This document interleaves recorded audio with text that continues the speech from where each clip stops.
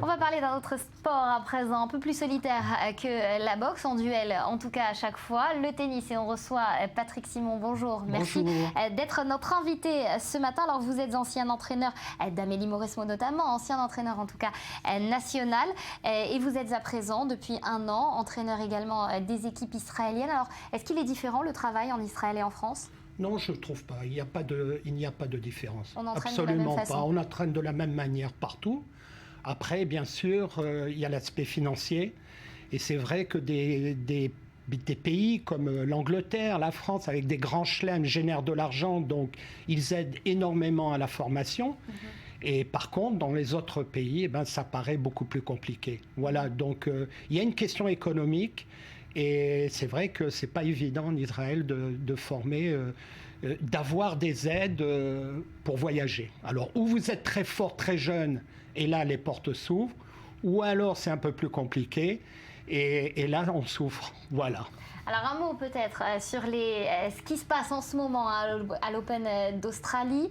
Au niveau, on va parler uniquement du sport pour l'instant. On reviendra sur ces accusations de fraude et de trucage des jeux. Mais pour le sport, il y a Federer qui vient de se qualifier. Serena Williams aussi. Vos pronostics pour cette année?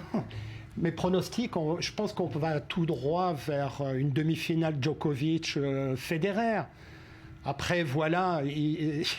On va pas être surpris un petit peu parce qu'on revoit souvent Federer, Djokovic, Nadal beaucoup moins, mais on les revoit beaucoup à l'affiche. C'est toujours la même chose. Quand on voit des joueurs qui sortent, on dit ça y est, les tops sont fatigués. Et puis quand on voit les mêmes, on est fatigué de les voir toujours. Donc, mais tout ce qu'on sait, c'est que lorsque les meilleurs se jouent, on assiste à un grand spectacle. Et le niveau de jeu est très élevé, on le voit très bien. Le top 4, top 5, ce sont des joueurs qui ont mis le niveau du tennis à un très haut niveau. Voilà, donc Serena, quand elle est à 200%, à 100%, elle le prend son grand chelem. Mais n'oublions pas qu'elle a perdu sur Roberta Vinci à l'US Open. Donc voilà, on espère d'abord de voir un grand chelem, de voir un grand match. Et voilà, et puis des surprises, de temps en temps, il y en a. Alors justement, est-ce qu'en France, on a un nouvel espoir, une nouvelle surprise dans le tennis féminin aussi? On va parler un peu de cet aspect-là du sport. Dans le tennis féminin, vous avez 3 ou 4 joueuses comme Cornet, comme Kristina Mladenovic, comme Caroline Garcia. Voilà, ce sont des jeunes filles qui ont bien joué, qui jouent bien. Mais c'est vrai que pour l'instant, ça tarde un petit peu à montrer le bout du nez. Pas dans les tournois inférieurs, mais le bout du nez dans des grands rendez-vous. Et on sait qu'il y a toute une jeune génération qui arrive. Et il n'y a pas de temps à perdre, entre guillemets. Donc, surtout chez les filles, chez les garçons, mais chez les filles, il n'y a pas de temps à perdre. Et là, ça me paraît un peu compliqué. Mais voilà.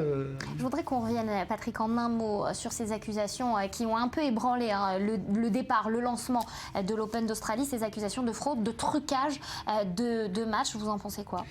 Écoutez, juste quand je vois la liste des joueurs, je suis étonné de la présence d'un joueur. Rien que la présence d'un joueur comme Hewitt, je peux pas l'imaginer. C'est un des plus grands combattants qu'on a eu sur le terrain. Et on voit je ne le vois pas donner un match. Donc, voilà. Et puis, deuxièmement, il y a l'aspect économique. Effectivement, je vous l'ai dit la dernière fois, on peut retrouver ça, je dis bien, on peut retrouver ça dans les tournois inférieurs avec des joueurs qui se situent autour de la 100e, 200e, 300e. On peut le retrouver parce que voilà. Mais on vous sent sceptique en tout cas de l'amour du sport qui ne veut pas forcément y croire. Le top niveau, je ne veux pas y croire. Merci beaucoup Patrick Simon d'avoir été avec nous.